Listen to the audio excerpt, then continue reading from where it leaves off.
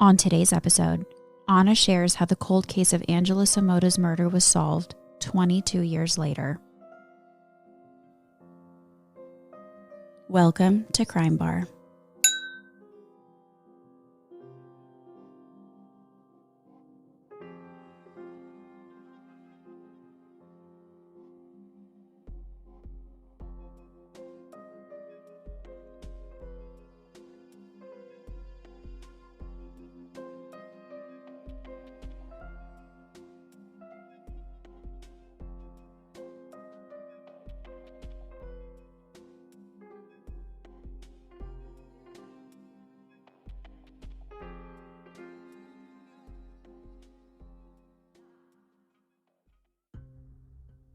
Howdy, partner. Howdy, partner.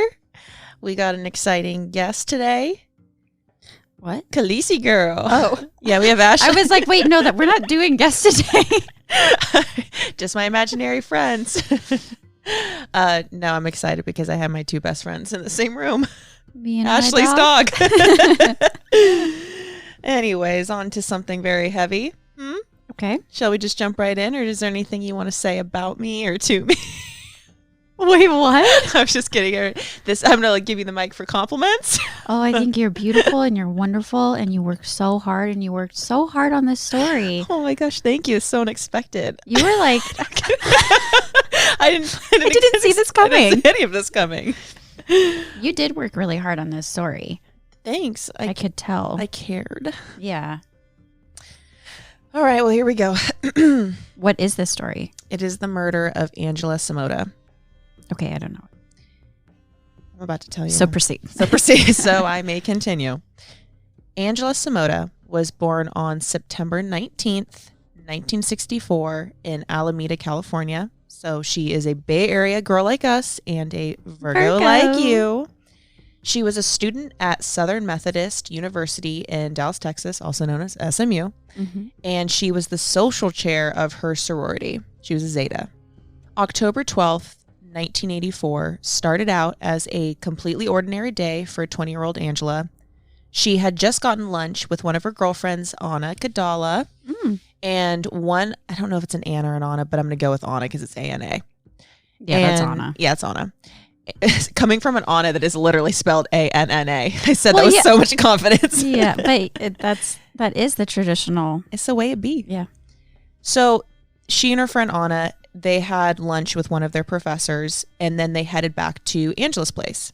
They decided it would probably be a good idea to take a power nap so that they would be ready for a fun night ahead. When they woke up, they decided to get dressed up and start pre-gaming for a long night. Angela decided on a black silk jumpsuit and black heels. Very trendy. Very cute. Very cute.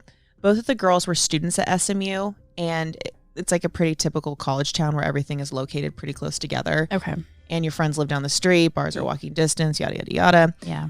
One of their guy friends, Russell Buchanan, stopped by the apartment really quick to say hi to the girls. And then they decide that they should all go back to his place so that he can change clothes and get ready to go out with them. Angela was going to be the designated driver for the night. So she was planning on having a couple drinks, but nothing crazy, nothing irresponsible. She was planning on waking up really early the next morning so that she could go to a football game. And like football's massive in Texas, if you don't know the friend. Oh, yeah, of course. And the game was in Waco. She wasn't going to miss it. And Waco is approximately an hour and a half away from where she lived. So she was going to be up at the crack of dawn. So she was going to have a couple drinks, get home at a reasonably early hour. So she didn't feel miserable waking up very early the next day. Totally. So she's being intentional. She's responsible. Exactly. She's a very mature 20-year-old. Yeah. The three friends head to a restaurant called Bennigan's before they hit the first club of the night. They hang out at Studebaker's for a while before going to another nightclub called Rio Room. Angela was drinking, but nothing excessive.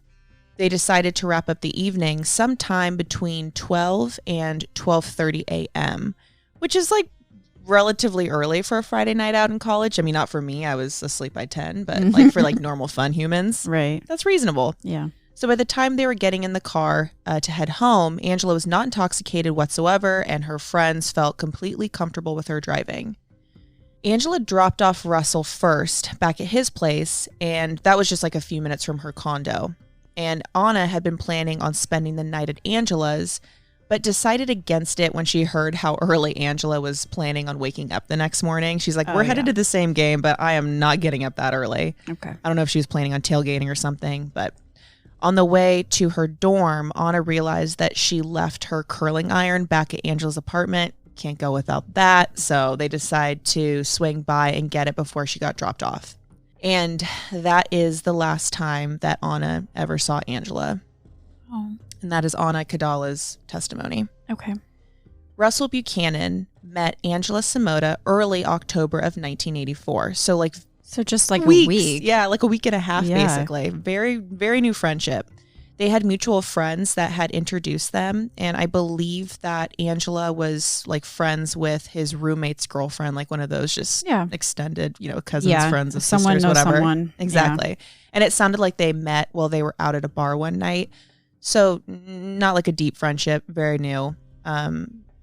She didn't know him well, but she decided to call him up the night of October 12th.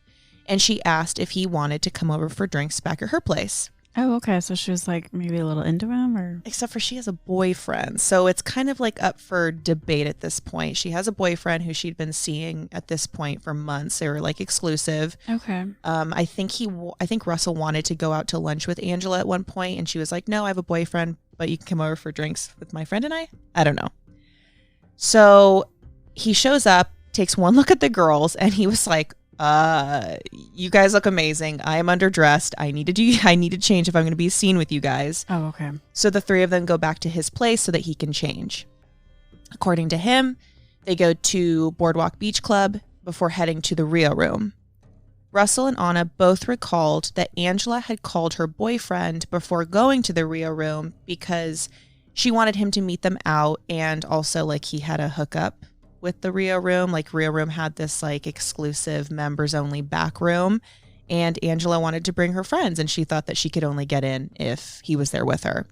Okay, so you are like telling this story from a couple different people's perspectives. Yes, because that's key. So we have two we people just that are with Anna's perspective, and now we're talking about Russell and the things that they can both agree on, and then the differing details. Okay. So according to an employee at the Rio room, her boyfriend never made that call to get she and her friends in, but they got in anyways. So Angela was like the type of girl that literally knew everyone, and she didn't need to be a member or have a referral to get into some club. She was just that girl. Russell recalls that the Rio room was so packed that they couldn't even get drinks, so they remained pretty sober throughout the evening strictly because they couldn't even get up to the bar. He said that Angela didn't care. She knew everyone. She was a social butterfly. She was going from table to table saying hi to everybody. She was just that girl. She was social chair for her sorority. Mm-hmm. Everyone knew her. He was more than happy to wrap up the festivities because he was actually heading to a wedding in Dallas the next morning before he went home eventually to Houston. So he had an early morning. They all did. And he believes that they left the clubs around 1 or 1:30 before heading home. So multiple details of their stories do not match up. And you could argue that a few of those details are like benign or easily mistakable. Like what restaurants and clubs they went to and what order they went into. And or was it 12 or 12:30 or was 1 it or 1:30? Yes. And it's up for debate. But with that being said, when you have a case like this, the hours in which someone is coming home are key. Are crucial, yeah. And it sucks too because when you think about, especially when you're young and drinking way more and you go out and like, I don't know that I would, if somebody asked me the next day, what time did you get home? I don't know that I would have actually paid attention or noticed or what time did we leave the bar? Like those details get so muddied. Especially when there's alcohol. Yeah, when there's alcohol involved. And also when you're that age, you're not like pulling out your, I mean, whatever, even, do you even have a cell phone at this point type thing? Like that's not readily available. No, nothing like that. No. So you literally have to have a watch on your wrist or there has to be a clock somewhere in the car or something like, and you're just not paying attention, that kind of thing. The only reason I know what time I'm going to bed every night is because I'm saying goodnight to my mom. So that can be like a good gauge of things. I can pull up that text. Yeah. So Angela had, like I mentioned, she had a boyfriend named Benjamin McCall. She invited Ben to go out with she and her friends that night, but he said he couldn't go because he had a construction job early the next morning. He was a really hard worker, really busy schedule. He wasn't going to go out and risk being, groggy on the construction job. So Ben testified later that they had a very comfortable relationship. It was relatively conflict-free. They were both very busy people, but whenever they had free time, they would always spend it together. They were inseparable. So Angela was used to his demanding schedule and completely understood when he said that he couldn't come out that night. She just was like, here's the invite, can't go. Yeah, all right, I'm going to have a good night. And he had no issue with her going out with she and her friends. They had a very trusting situation. Okay. She asked him if there was any way he could get her into the private club that he had a membership to, and he claimed to have made the call, but he did not meet up with them at any point of that night. At 1:30 a.m. on October 13th, Angela knocked on his door. She said that she wanted to bug him before heading home for the night. He said the whole tone of the conversation was flirty and teasing and that they only talked for a few minutes. It was nothing serious, no fighting. And then she left. She had just dropped off her friends. She was going back to her condo. She missed her boyfriend. She's 20 years, she just wanted to say goodnight to him, give him a kiss and leave. So 15 minutes after leaving his place, he's kind of shocked because she calls him. And she had just seen him, so it was kind of bizarre. Sure. And he was going back to bed. And it's almost 2 a.m. at this point. And he's an early morning, and I can kind of see that he would be a little bit annoyed. He's like, I can't go out with you because I need my sleep. And then you keep calling me. Yeah. Obviously, the whole mood of that shifts when the first sentence out of her mouth was, talk to me. Oh. Benjamin recalled later that she seemed nervous and scattered, and everything about the exchange just was not Angela. It felt weird. During the conversation, he could hear sounds coming from the background, and at one point, Angela pulls the phone away from her mouth, and she says, "Oh, the bathroom's down the hall," to someone in the room with her. Oh. She quickly explained to her boyfriend that there was a man in her apartment that wanted to use her bathroom and her phone. Oh my God. And this is at 1:30 a.m. It's after 1:30. It's after 1:30 because she stopped by, and then by the time she's home, it's unclear whether or not she had let the strange man into her home or if he was already there when she arrived, but one could assume that she had let him in based off of the fact that this is you're not popping in and there's this dude in there, and then you're like, hey, babe. Yeah. There's a guy that wants to use my bathroom. Yeah. She asked her boyfriend, Ben, if he happened to know if there was a payphone at the nearby convenience store, and he was just I think so. I don't know. She abruptly ends the conversation by saying, I'll call you right back. Hangs up. That's it. Oh, God. This is all bad. Just real bad. She never calls him back. Nothing about this feels right to Ben, and he tries getting a hold of her, but she isn't picking up her phone. Benjamin got dressed and rushed to his truck. He had one of those early generation cell phones that he normally used for his construction jobs when he would be on site. He was a manager. Mm-hmm.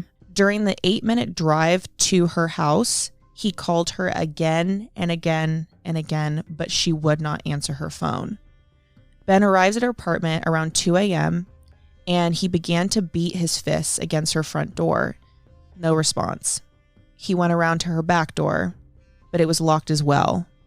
Bangs on the door, no response.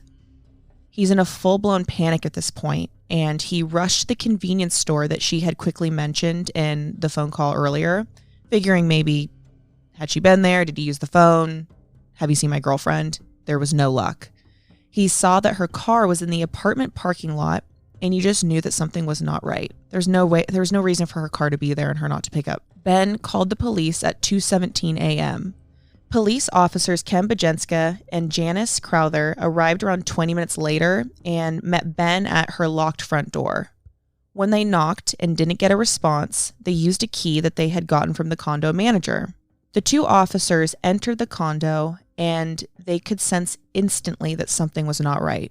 There was a single black pump on the floor, and they found it strange that there wasn't a second one close by. Pump like a heel. Oh my gosh, yeah. I was picturing a gas pump. I was like, whoa. A lot of weird things. Why did they think there would be two of those? Well, I wanted to say stiletto, and I'm like, but there has to be a difference between a stiletto and a pump for them to specify that. And I don't exactly know what that is. I think it's when there isn't any... A pump is high heels. Mm-hmm. And a stiletto? Is like a really skinny high heel. Yeah. Okay. I'm not I'm not good at girl, clearly. The officers went slowly from room to room, but there wasn't any sign of Angela. There were no signs of forced entry. The front door was locked. The back door was deadbolted, and the sliding glass door was also locked and intact. The female police officer entered the second bedroom and found Angela lifeless on her bed. She was on her back and her eyes were wide open. She was nude and covered in blood. Her legs were hanging off the bed. The other black pump was at the foot of the bed. The police officer that discovered her body stated that he recalls finding her body like it was last week, unlike all of the other murder cases that he has ever had to work. He said this crime looked like it was the result of evil preying on innocents. Ugh. The timing of this is so upsetting because I know she showed up at her boyfriend's door at 1:30. 15 minutes later, it's an 8-minute drive, and 15 minutes later she calls him and something's wrong, and then he is already there and calling the police by 2:17. It happened fast, and I think that was one thing that alerted the officers was the fact that how could the front door be locked, the back door be locked, the glass door is intact, and there's ways of, I guess, closing the glass door, getting it to lock on the inside or getting it off of the rail to break in. But if you're in a hurry, that's time consuming. Sure. So nothing about this made any sense, which is obviously why it points to a lot of things in the future. Yeah. You'll see. Angela had several deep chest wounds, 18 stab wounds in total. 8 of those stab wounds were to the heart and 2 to the sternum. And this injury requires an extensive amount of aggression and force. Yeah, because your bones are all right there. Yeah, that's not an easy task. No. According to the case file, the deepest stab wound was 7 inches deep and completely penetrated her heart. Officer Crowther stated that it appeared that her heart had been cut out. Oh my God. The forensic pathologist that testified said that the number of stab wounds suggested to him that this was overkill and a result of jealous frenzy. Okay, so we're going to talk about Anchor for a minute. I am obsessed. This is the platform I recommend to anybody interested in making their own podcast. It's free. It's incredibly easy. You can even record and edit through your phone if you wanted. So it makes it a lot easier if you're on the go or, you know how you make podcasts on the go. Yeah. They have tons of awesome tools like sound bites and music to make your podcast sound more professional. And it's just it's a game changer for sure. Absolutely. One of my favorite parts is that Anchor distributes your show to all streaming platforms like Apple Podcast and Spotify. So it really makes things easier for us. We just upload to one place and Anchor takes care of the rest. And with no minimum listeners, you have the ability to make money from your podcast no matter the size of your audience. And who doesn't love money? Yeah, I love it. It's the most all-inclusive, user-friendly tool to make your own podcast. Download the free Anchor app or go to anchor.fm to get started. We love you, Anchor.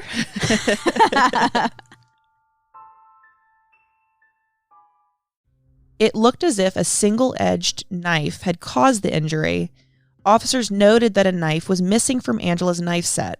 And even after extensive searches, they were never able to locate the murder weapon. Based off of that observation, you can assume that the killer showed up empty-handed and used one of Angela's knives to kill her. Whoever had done this was very methodical and took the time to wipe down the surfaces he came in contact with, including Angela's phone. Once again, bizarre for the very short time frame in which he was there. Yeah. There was blood found in her bedroom as well as her bathroom. It looked as if someone had washed blood off of themselves, like in the bathtub shower area, because there was blood residue in the bathtub as well as on like the shower curtain and light switch. So this person had the time to converse with her, ask for her bathroom, ask for her phone, assault her, murder her, and then wipe prints off and take the time to wash himself off. Yeah. Insane. So there was absolutely no foreign hairs found on Angela's bedding, clothing, or body, which I immediately was like, is he bald? Did he shave his entire body? You hear people doing that if they're a serial rapist or killer. Yeah. Vaginal swabs revealed that she had had sex or was assaulted very close to the time of death. It was unclear if the sexual assault occurred before or after the time of death. All we know is that she was found in the position that she was assaulted in, like due to gravity and the semen that was found. Okay. Technically, there was no way to determine whether or not it was consensual or non-consensual, and there weren't any injuries to her cervix or vaginal area. Everything about that is pretty atypical for most assaults. There were no signs of damage, no signs of bruising on her legs, vaginal area, face. And most of the time when there is an attack, there will be signs of defending yourself. But with that being said, there doesn't have to be injuries in order to establish that it was non-consensual. Right. That's like what my story last week where Denise Huskin's exam showed that she had intercourse, but there weren't any signs of bruising on her person or in her vagina of any violence. Exactly. So you could claim that it was consensual, but it's not the case. It was probably just a very methodical rapist, unfortunately. Yeah. And this might be a gross detail, but an OBGYN, and God, it's not funny. An OBGYN named Sarah Williams stated that she has done hundreds and hundreds of sexual assault examinations, and some were done as close as like 1 to 3 hours after the assault took place. Yet she had never seen such a large number of intact sperm or congealed semen inside of a victim. So this means that the police discovered her right after this took place. Oh my gosh. Like, just missed it. Whoa. How does that happen then if the doors are locked? That there's a reason this was a cold case for a very long time. Oh, okay. And I feel like I know what you're thinking because I was thinking the same thing. Right. I wasn't sure if I should say. The boyfriend did it. Like, yeah, that's what I was thinking. I mean, to me, I'm like, the boyfriend obviously did this. The time in which it was found, the fact that there wasn't any, it could have been a consensual interaction gone bad. Okay. Maybe there was jealousy going out. But the whole like phone thing, like I assume that we can trace that he was calling her on that drive, right? I don't know if even the technology would allow that at that point in phone records. You could. That's the thing is you can do those calls even if you're at the department. People have covered up murders by pretending to be somewhere. I guess that's true. Yeah, I guess. I mean, I know they certainly wouldn't have cell phone towers, so I'm not relating it to that. The infamous Scott Peterson. I know, but I'm on my way to get milk. I was just thinking that the landline, like they did use phone records at that time, and so they could have at least been able to track his cell phone, not track his cell phone, but track that his cell was making calls to her landline. And that she had called him at that specific time, and that maybe he was at his home, but he was calling off of his cell phone. It doesn't. Yeah. That doesn't even come into play even when I was reading over the court documents. Okay. Logically speaking, in my head, it has to be Russell Buchanan, the man that she was with all night, or the boyfriend. During the examinations of the semen found at the scene, medical personnel concluded that Angie's attacker was a non-secretor. So these results cleared both of her boyfriend, Ben, and like an ex-boyfriend that she had dated before that. Okay. Russell Buchanan was another top suspect, largely due to the fact that he had been out with her that night. Yeah. And his blood type also happened to match the blood collected from her body. Doesn't mean it's an exact match, just the same blood type. Oh, I didn't even know that there was another person's blood involved. Yeah, there was another person's blood found on her body. Okay. And also there was residue from it was on the counter in the kitchen. And it looked like it was diluted as if he had washed his hands and then touched the counter. So it was mixed with water. Gotcha. Once they cleared Angela's boyfriend, they did everything in their power to get Russell to confess to the crime. Russell recalled detectives holding up the brutally graphic images of Angela's body and saying, "She dropped you off. You were mad because you wanted to have sex with her. You went down to her apartment. She let you in. You had sex with her. She started to scream. You stabbed her, and you stabbed her, and you stabbed her 18 times." And can you imagine that happening if you hadn't done that? Yeah, I was going to say that is so devastating. No matter how certain the detectives were, they didn't have any concrete evidence to prove that he had murdered her. So I think it's time that we introduce the badass that is Sheila Wasaki. Okay. She sounds like one. Sheila met Angela Samota on their first day at SMU. And it wasn't exactly friendship, love at first sight, because Sheila could not stand the guy that Angela was dating, and there wasn't a lot of information about him, but he kind of just sounded like this threatening asshole. Ew. Really controlling. Yeah. They were new roommates, so I could see how they didn't have any history there. So she meets this new girl. The boyfriend sucks. She's not going to pursue a friendship at the time. Yeah, just kind of avoids her. But once that relationship ended, they got incredibly close. They were polar opposites in most ways. Angela was academically, as I say academically, Angela was academically inclined while Sheila had some learning disabilities. She was dyslexic. Okay. And she was just trying to make it through. So Angela would be pulling all-nighters and Sheila was like, I am just trying to get a passing grade at this point. Yeah. Angela was the life of the party while Sheila was friendly, but she was very shy. She didn't want to put herself in the center of the room. Kind of like you and I. I'm very shy and you're the center of attention. You're like sunshine. Everyone just comes to you. Oh my gosh, don't make me cry right now. I am very delicate. One kind word can set it all off. But they found themselves bonding off of one similarity, and that was the fact that they both did not have fathers in their lives. Sheila said, Angie had a beautiful smile, the biggest I have ever seen, the type of smile that would light up her whole face. She was very vivacious and friendly and one of the few girls in the computer science and electrical engineering department. She was the triple threat. Great personality, real cute, and smart. Oh, that is you. No, that's you, Ashley. No, Stop that's it. No, that's you, girl. No, that's you. Knock it off. It can be both of us. It's both of us, but we can keep saying it's you back and forth until our followers stop listening. Because we're also in the electrical engineering department too. Very smart girls. Angela eventually moved off of campus, so they were no longer roommates by the time junior year rolled around, but they stayed very involved in each other's lives. They were still best friends. She had been invited to go out with 3 friends that night, but she did not go. On October 13th, 1984, she received a call from a friend of theirs named Barbara. She was hysterically crying, and Sheila instantly knew that something awful had happened. Barbara said that there had been some sort of accident, and Sheila said that she doesn't know why, but she asked her, is Angie dead? Oh. It's just she just knew. Her life changed forever from that point. She couldn't believe that someone so smart, so beautiful, kind, and full of life could now be gone. Sheila went down to the police station to sit down and talk with the detectives. They showed her picture after picture, asking if she knew this person or the next person, questioning her about her daily routine and where she did her shopping, every last detail to get an idea of who might have been following and watching her day to day. Sheila quickly picked up on the fact that the police believed it was Russell Buchanan that had murdered her. I think there were multiple reasons, but it mostly came down to the fact that he was with her that night and his blood type matched the blood found on her body. And he had obviously expressed an interest in her before, and she had sort of rejected him because she's got a boyfriend. So I understand.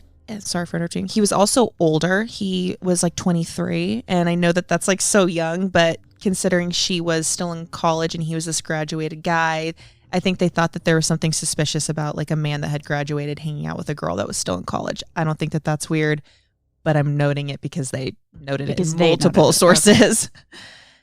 At one point, Sheila said that she called the police to tell them that she had this bad feeling about Russell. She didn't know why, but there was something about him that made her uncomfortable. So what did she do? She started conversing with him and she invited him to dinner. Oh boy. Sheila wanted to get a read on this man for herself, not just through police investigator, like the evidence. When she showed up at a restaurant called August Moon, she genuinely thought that she was about to eat dinner with a murderer. Her mom was livid. She was like screaming at her. She's like, how dare you do this? He killed your best friend. You're putting yourself in harm's way. What are you thinking? But that was just like the type of girl that Sheila was. The police thought that he had done it. Therefore, she thought he did it. Everything Russell told her at dinner, he had told to the detectives. His story remained consistent, and it never changed. After that dinner, and taking the lie detector test, he lawyered up. Oh. Which is normal, but his lawyer was a very well-known attorney named Richard Hayes, nicknamed Racehorse Haynes. Oh. And I'm like, did you give yourself that, or did someone else give you that? And I guess the rumor was, if you hire this guy, you're guilty. Oh, that's the stigma with someone? I guess so. It's kind of like he's like this big guy and you're only going to hire this big guy if you know it's going to be a tough case. Okay. But it's a murder case and people are on you. So, I mean, I didn't read into this, but they did. Okay. The consensus was Russell's guilty, even though there wasn't any physical evidence that suggested he was at the scene of the crime. So without any concrete evidence, none of the suspects could be charged, and the case went cold until 2006. What? Sheila could not That happened in 1984, Mhm. and then it was solved in 2006? Yeah, girl. Buckle Oh, up. damn. Sheila, the badass, could not let this go. The death of her best friend was the worst thing that had ever happened to her, and it traumatized her to her core. She would regularly meet up with the lead detective at bars to talk about the case. They got so close during this time that she invited him to her wedding in 1988. Wow. So all during... She kept in contact with the lead detective. But going back to 1984, like Mhm. Russell lawyered up and then just the police didn't have enough to charge him or anything. So it just... There's nothing they could do about The whole it. thing just went cold. Just dropped. Okay. Sheila didn't drop it, though. Yeah. One day in 2004, 20 years after her best friend's murder, she suddenly saw Angela appear while doing her Bible study. She couldn't believe her eyes. Right in front of her was her sweet best friend with her big, beautiful smile. Sheila said that she never believed in ghosts, but she knew that this was a sign. At that very moment, she picked up the phone and called the Dallas Police Department. She left a message with the homicide division, but she never heard back. She called the police department approximately 700 times without any of her phone calls being returned. Oh my God, this makes me emotional. So she's like obviously persistent, but she couldn't believe that she was being blown off by the man that she had worked with so closely over the years that she literally invited him to her wedding. Oh, yeah. Yet he couldn't bother picking up the phone. Yeah, I don't understand that. It makes no sense. And like on top of that, like the most heartbreaking aspect of it all was that it had been 20 years and no one but her had ever called. So she couldn't fathom how a woman could be killed so violently and no one was desperate to find out who did this and why would they ever do this. Yeah. And clearly whoever has done it, even if you believe it's Russell or the boyfriend or just a third person, they're still out there.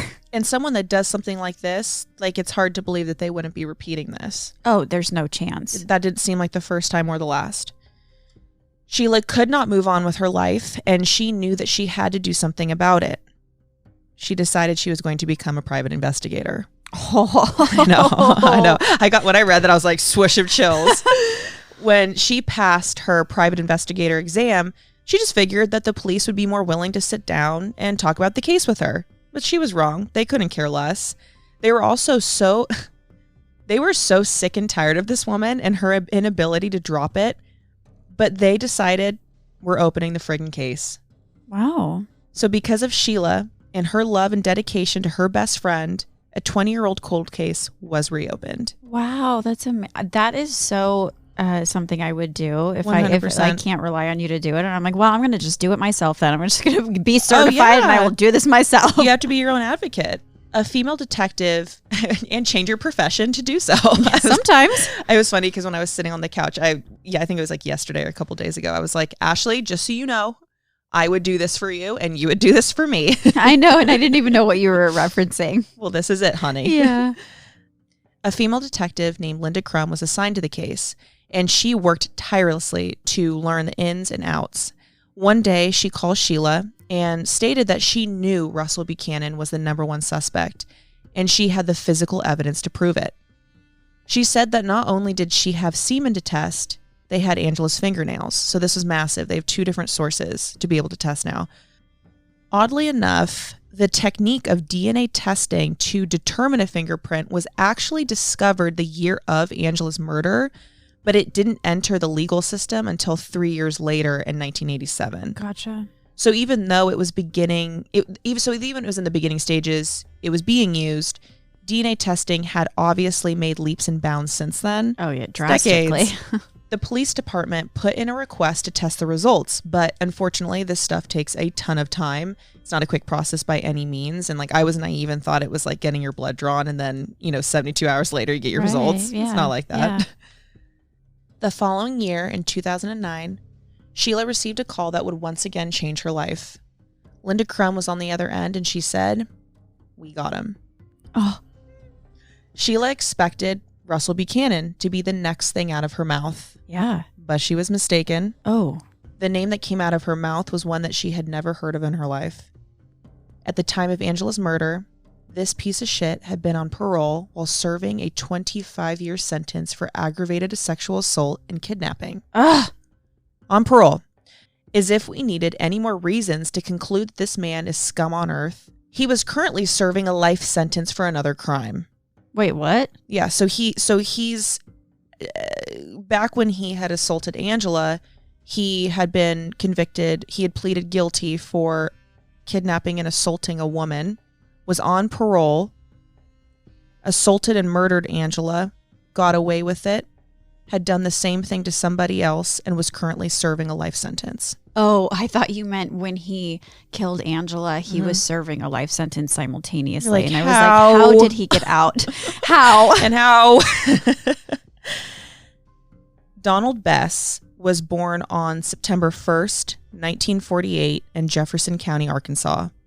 He had been convicted of 2 rape cases prior to Angela's case, and when he stood trial, several women, including his ex-wife, accused him of sexually assaulting them.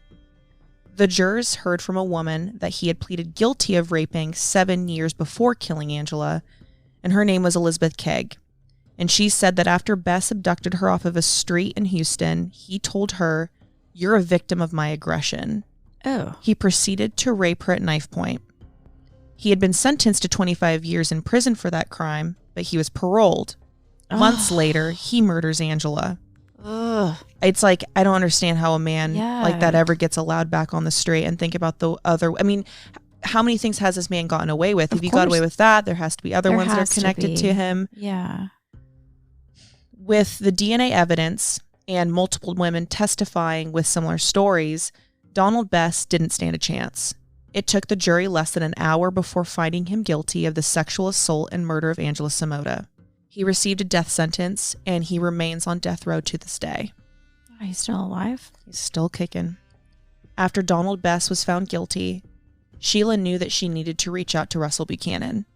She had spent the 2 decades hating this man because she thought that he killed her best friend, yet he went on to live this full life. Yeah. And like I kept thinking, like, the question is how full? You know, he had been a part of this later, and then all of these people are thinking that he's done something horrific, and knowing that you're innocent would be, that is my actual worst nightmare. Going to jail for the crime that you didn't commit is my worst nightmare, but also the people looking at you as you walk down the street, and then how do you have a family and things like that when people... It's terrible. It's awful. It's all up for debate, and you can't live a normal life.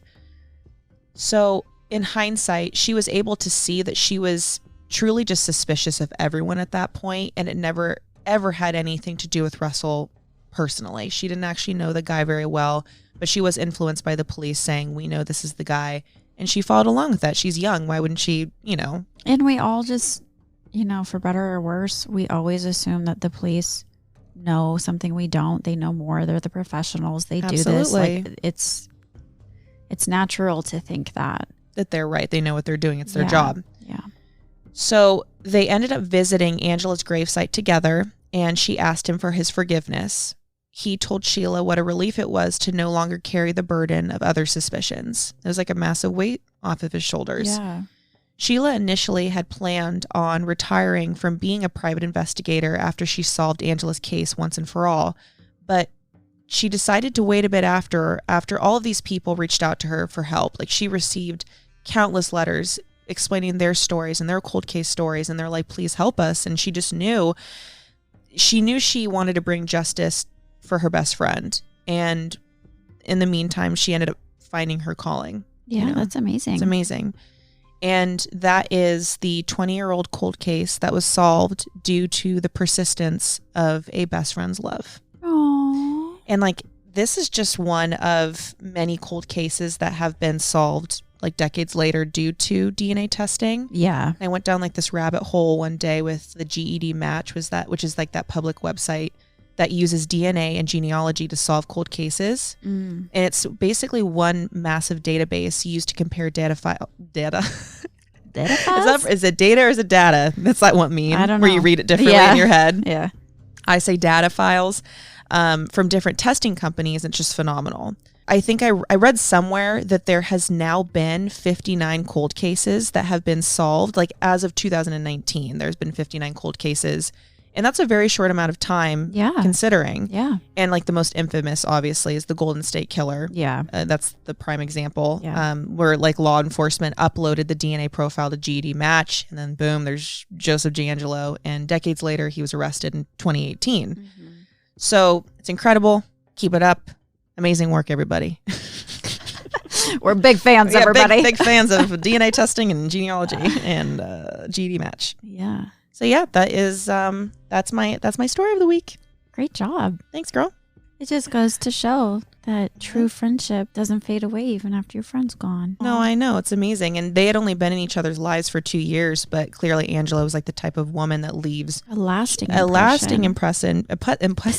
My gosh, Anna, get it together. Impression is what I meant to say. Well, my biggest takeaway was being your own advocate. When, murders are happening, assaults are happening constantly. And unfortunately, even though this person means literally everything to you. Oh, and there's a bad... All right, that's a bad toot. Not from Ashley, from Khaleesi, her dog. This is why Khaleesi isn't allowed in here when we record. She's snoozing and farting. That is like while you're ultimate trying to relaxation. Say beautiful. I know, and then the whole room. Oh my God. I know, no ventilation. It smells so bad in here now. Oh, sorry. Sweet girl. Sorry, finish this beautiful thing you were saying. Oh, that, just because the person that had been assaulted or murdered taken from you means everything to you. Unfortunately, they're just a name. They're just a face among many. Yeah. And law enforcement, they're often just doing the best that they can. They're overwhelmed. I mean, as long as there's going to be awful people doing awful things, that's just the way this is going to go. You're just automatically outnumbered. And you cannot assume that people are taking the case as seriously as you are. So Sheila's a prime example of someone that called 700 times and did not give up. Mm-hmm. And that is something that I personally took away from this crime. If it matters, you never ever give up on it. Yeah, that was my takeaway too. Mm-hmm. You just need to be persistent. Always be your own advocate or your loved one's advocate. Yeah, and also this Donald Best guy could have easily been still on the streets committing more crimes. It just so happened that he was serving another life sentence for hurting somebody else. Yeah. And like my other takeaway is how shitty it's so terrible the legal system can be. The fact that a man like that, I think if I know that people make mistakes and people can change, but I think if there's certain qualities that are exhibited, such as if you're committing violent crimes, you don't change. I don't think that you are. Maybe this is like controversial. I guess it depends. But no, I think if you commit a violent crime, you have given up your right of rehabilitation or being allowed to come back into society because you've already proven that you hurt people. I think that there's certain crimes, and like once again, I might get some flack for this, but I think there's certain crimes that people can grow from and are a little bit more forgivable when it comes to like burglary or even drug charges. Yeah. That is something that people you learn from your mistakes. But I think anytime there's a violent assault, rape, even there's certain murder things in terms of like just even self-defense or heat of, moment of passion, things like that are excusable. But this is clearly something where he sought out women by themselves, vulnerable, and took something from them and then eventually took their lives from them. Yeah. And that is unacceptable. And he should have never been able to have access to Angela. So that is my other takeaway. Well, thank you for telling that story. You did a really good job. Thanks, Ashley. Appreciate you. Give me chills the whole time. You got the chillies? Yeah. Even in this 100-degree room? I did, yeah. That says a lot. I'm amazing. It says a lot about your story. Well, thanks, Ashley. Okay. Well, love you. Bye. Bye.